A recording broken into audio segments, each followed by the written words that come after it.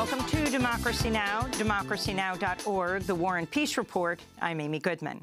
Republican Congressman Steve Scalise remains in critical condition 2 days after he and 4 other people were wounded when a gunman opened fire Wednesday at a baseball field in Alexandria, Virginia. Scalise was practicing for a charity congressional baseball game, which took place last night. Doctors say Scalise's condition has improved in the last 24 hours after undergoing 3 surgeries, but he's expected to remain hospitalized for an extended period of time. Meanwhile, more information's come to light about the Capitol Hill police officers who are credited with saving Scalise and many of the Congress members' lives and preventing the shooting of others. Capitol Police Special Agent Crystal Griner is an African-American lesbian. She's a former college basketball star who got married to her wife, Tiffany Dyer, in 2015. Special Agent David Bailey, who's also African-American, joined the Capitol Police about 9 years ago. He hobbled out onto the baseball field last night to throw the first pitch in the congressional baseball game. Both police officers sustained injuries in a firefight with the gunman James Tommy Hodgkinson, who was shot dead. Griner remains in the hospital after she was shot in the ankle. In the wake of the mass shooting, some Republican lawmakers are openly discussing weakening gun regulations in Washington, D.C. to make it easier for lawmakers and other residents of the district to carry guns, while others are calling for stronger gun control. On Capitol Hill, Vice President Mike Pence has hired a private lawyer amidst the widening investigation into the Trump administration's ties to Russia and alleged Russian interference in the 2016 election. Special counsel Robert Mueller is now investigating President Trump for possible obstruction of justice. He's also investigating Trump's son-in-law and senior advisor Jared Kushner and other top Trump aides for possible financial crimes. On Thursday, President Trump again attacked the investigation, tweeting, "You are witnessing the single greatest witch hunt in American political history, led by some very bad and conflicted people," he tweeted. Meanwhile, Richard Burt, the former U.S. ambassador to Germany, who's more recently represented Russian interests in Washington, has contradicted Attorney General Jeff Sessions' testimony under oath earlier this week. On Tuesday, Sessions told the Senate Intelligence Committee he didn't have any contact with lobbyists working for Russian interests during Trump's campaign. But Richard Burt told The Guardian he attended 2 dinners where Sessions was in attendance over the course of the campaign. The Pentagon's reportedly planning to deploy nearly 4,000 more U.S. soldiers to Afghanistan. This comes after President Trump gave the Pentagon authority last week to set troop levels there. There are currently 8,400 U.S. troops deployed to Afghanistan. The U.S. war in Afghanistan is the longest war in U.S. history. President Trump is traveling to Miami today, where he'll announce a reversal of the historic normalization of relations between the U.S. and Cuba that was brokered by President Obama. Trump's expected to significantly crack down on travel between the U.S. and Cuba, less than a year after direct commercial flights between the 2 countries resumed after being barred for more than 50 years. The New York Times reports Trump is also expected to prohibit all business with companies that are linked to the Cuban military, which is involved in much of the hotel and tourism industries. In London, outrage over the deadly fire at a 24-story public housing building earlier this week is rising as the death toll continues to rise. The fire at the 24-story Grenfell Tower apartment building in West London killed at least 30 residents. As many as 70 residents are still missing, meaning the death toll could eventually top 100. The first of the fire's victims to be named is Mohammed al-Hajali, a 23-year-old Syrian refugee. Labor leader Jeremy Corbyn's proposed requisitioning vacant luxury apartment buildings in order to house those who've been made homeless by the massive fire. Residents are demanding answers about why their safety concerns were routinely ignored ahead of the deadly blaze. The building underwent a recent renovation that residents say was dangerously shoddy. This is Pilgrim Tucker of the Grenfell Action Group. The standard of works was really, really shoddy and really, really poor. Boilers in front of the front doors, pipework sticking out inches outside of the walls.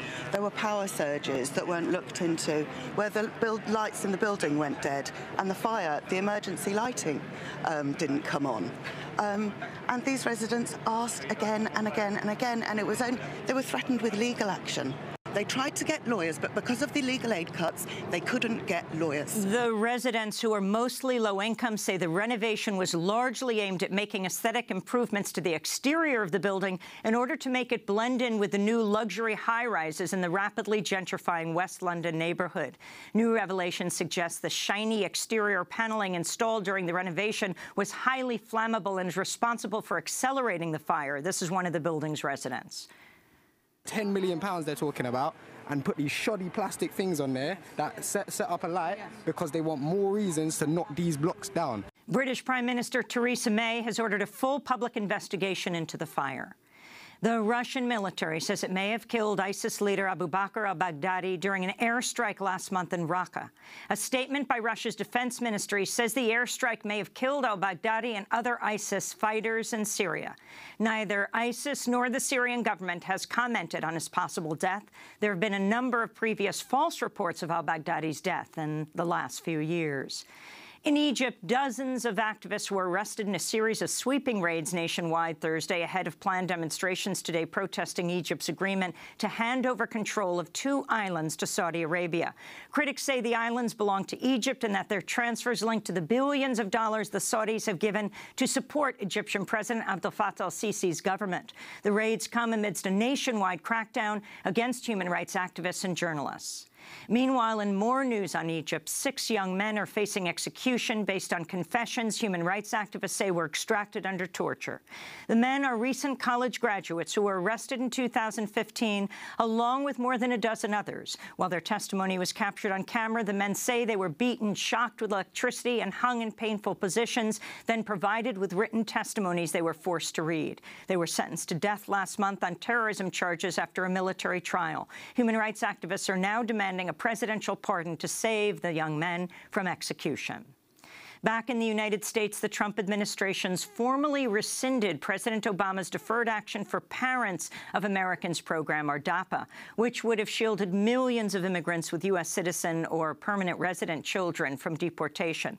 DAPA had been blocked by the courts and was never implemented. This comes as the Trump administration has said explicitly for the first time that recipients of DACA, that's the Deferred Action for Childhood Arrivals, will not have their work permits canceled before their expiration dates. DACA permits last 2 to 3 years. However, the statement by the Homeland Security Department did not say whether the Trump administration will grant renewals of DACA permits. In Pennsylvania, jurors remain deadlocked as they head into their 4th day of deliberation in the criminal sexual assault trial of comedian Bill Cosby. Cosby faces 3 counts of aggravated indecent assault. Andrea Constan, the former director of operations for the women's basketball team at Temple University, has accused Cosby of drugging and sexually assaulting her at his home in 2004. Cosby was an alum of Temple University. Constan is one of 60 women who've accused Cosby of sexual assaults dating back decades. President Trump has tapped his family's wedding planner to run the largest HUD office in the United States. Lynn Patton has planned events for the Trump family since 2009, including the wedding of Laura and Eric Trump. She's also helped run the Eric Trump Foundation, which is now under investigation by New York State Attorney General Eric Schneiderman over whether the charity took money intended to go to children with cancer and instead funneled it into the for-profit Trump organization. Lynn Patton has no experience running public housing. On her LinkedIn page, she lied about having a degree from Yale University and Quinnipiac Law School. She's been tapped to oversee the public housing for New York and New Jersey, which involves managing billions of dollars of federal money. In Ithaca, New York, a 28-year-old transgender woman named Kendra Marie Adams was killed Tuesday. Her body was found in a building under construction with burns on it. A 45-year-old man named Michael Davis has been arrested in connection with Adams' death. He was charged with second-degree murder and first-degree arson.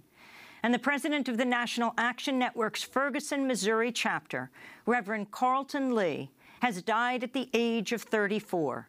Lee was the pastor of Flood Christian Church in Ferguson. He was an outspoken activist for justice for Michael Brown, the unarmed African-American teenager killed by police in August of 2014, with his body left to bake in the hot August sun for hours. It sparked an uprising in Ferguson. Lee received dozens of death threats for his activism. His church was also set on fire amidst the protest over Brown's death. Reverend Carleton Lee died Tuesday morning from a heart attack. And those are some of the headlines. This is Democracy Now!, democracynow.org, The War and Peace Report. I'm Amy Goodman.